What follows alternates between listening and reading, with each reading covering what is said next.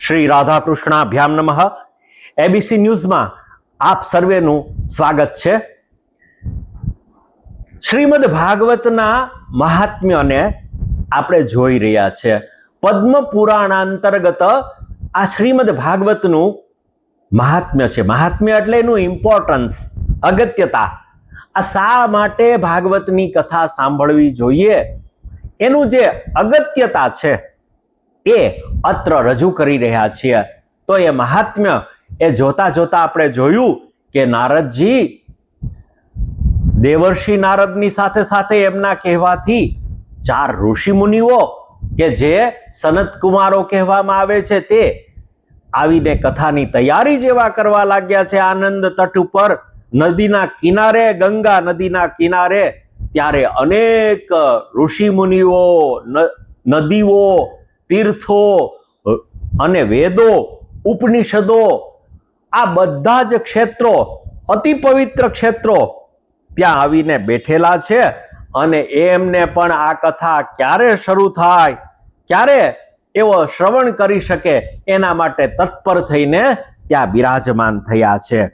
કોણ કોણ છે? તો કે વેદો, ઉપનિષદો, તીર્થાસ, તત્ર સ્ત્રીઓ અન્યતઃ.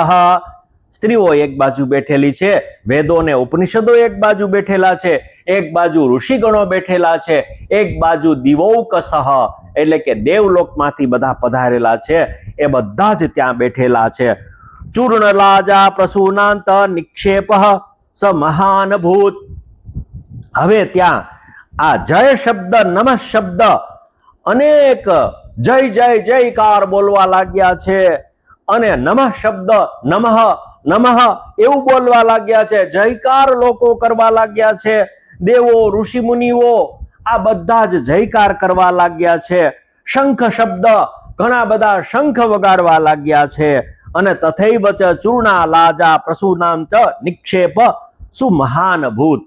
અને ત્યાં એકબીજા ઉપર છે એ લાજા એટલે કે ડાંગર જે શેકેલી હોય, એની જે ધાણી હોય એ એકબીજા ઉપર ઉડાડવા લાગ્યા છે, ગુલાલ ઉડાડવા લાગ્યા છે. નિક્ષેપ સ મહાન ભૂત વિમાનાની સમારુહ્ય. અને એવે વખતે આનંદમાં આવી ગયેલા ઘણા બધા દેવતાઓ છે એ પોતપોતાના વિમાન લઈને ત્યાં પધાર્યા છે. અને વિમાન એ ઉપર ઉડાડતા ઉડાડતા કિયંતો દેવ નાયકાહા. આ દેવોની અંદર જે નાયકો છે એમાં મુખ્ય છે એવા કલ્પ વૃક્ષ પ્રસૂને સ્થાન સર્વાન સ્તત્ર સમાકિરન. કલ્પ વૃક્ષના જે પુષ્પો હોય એની વૃષ્ટિ કરવા લાગ્યા છે. આનંદિત થઈને પોતાના વિમાનમાં બેસી અને કલ્પ વૃક્ષના જે પુષ્પો હોય એની વૃષ્ટિ આ બધાની ઉપર કરવા લાગ્યા છે, એમના ઉપર પધરાવા લાગ્યા છે. આવું સરસ મજાનું વાતાવરણ રચાયું છે અને કથાની સર્વે રાહ જોઈ રહ્યા છે. સૂત ઉવાચ. નૈમિષારણ્યમાં શૌનકાદિ ઋષિ મુનિઓ અને સૂતજી પણ કથા કહી રહ્યા છે. એમાં સૂતજીને આ પ્રશ્ન થયો. સૂતજી પ્રશ્ન કરી રહ્યા છે. સૂત ઉવાચ. એવં ત્વેષ્વપી કચિતેષુ શ્રીમદ ભાગવતસ્ય ચ મહાત્મ્યમુચિરે સ્પષ્ટમ નારદાય મહાત્મને. આમ ધીરે ધીરે હવે શનકાદિ ઋષિઓ જે છે એમાંના એક ઋષિ છે એ શ્રીમદ ભાગવતનું મહાત્મ્ય કહેવાનું ચાલુ કર્યું છે. એટલે કે એનું શું અગત્યતા છે, આ શ્રીમદ ભાગવત એ શું છે અને શા માટે એ સાંભળવી જોઈએ, આવું જે મહાત્મ્ય છે એ મહાત્મ્ય સ્પષ્ટ રીતે નારદજીને કહેવાની શરૂઆત કરી છે. કારણ કે કોઈ પણ ગ્રંથની શરૂઆત જે છે એ જ્યાં સુધી આપણે એનું મહાત્મ્ય જાણતા નથી ત્યાં સુધી એના અંદર શું છે અને આપણને કેવી રીતે લાભ કરતા છે એ જાણ્યા વગર આપણે એનું પ્રયોજન આપણી અંદર આવતું નથી. એટલે કે એને સાંભળવા માટેની રુચિ આવતી નથી. આપણી અંદર રુચિ ઉત્પન્ન થાય, આપણી અંદર ઇન્ટરેસ્ટ ઉત્પન્ન થાય.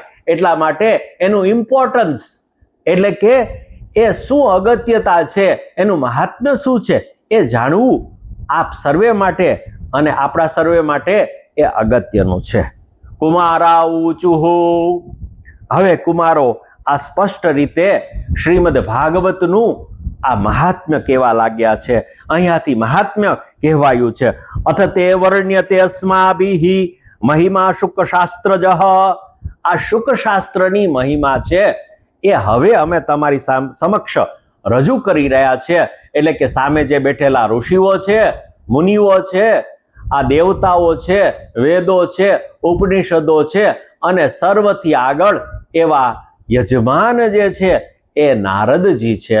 તો નારદજીને કહી રહ્યા છે કે હવે તમને અમે આ શુક શાસ્ત્ર એટલે કે શ્રીમદ ભાગવત રૂપી જે શાસ્ત્ર છે એ શાસ્ત્રને એના મહાત્મ્યને અમે સંભળાવી રહ્યા છે.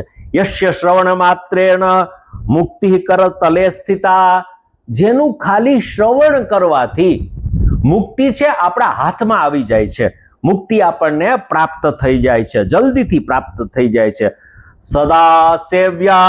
સદા સેવ્યા શ્રીમદ ભાગવતી કથા યસ્યાહ શ્રવણ માત્રેણ હરિશ્ચિત્તમ સમાશ્રયેત. આ સદા સેવ્યા આ ભાગવતની કથા તો એવી છે ને કે એનું સતત આપણે સેવન કરતા રહેવું જોઈએ. એ સેવન કરતા રહીએ તો ભગવાન છે એ આપણા ચિત્તની અંદર જરૂરથી બિરાજમાન થાય છે. એટલા માટે એ સનકાદીઓ આ રીતે એનું મહાત્મ્ય કહી રહ્યા છે. આ મહાત્મ્યને આ સદા સેવ્યા છે. તો ચોક્કસ રીતે આપણે પણ હવે આગળના ભાગમાં સદા સેવ્યાના રૂપની અંદર હંમેશને માટે સાંભળવા માટે તત્પર છીએ. તો હવે આગળના ભાગમાં આપણે આ કથાને આગળ વધારીશું. ત્યાં સુધી આપ સર્વેને જય શ્રી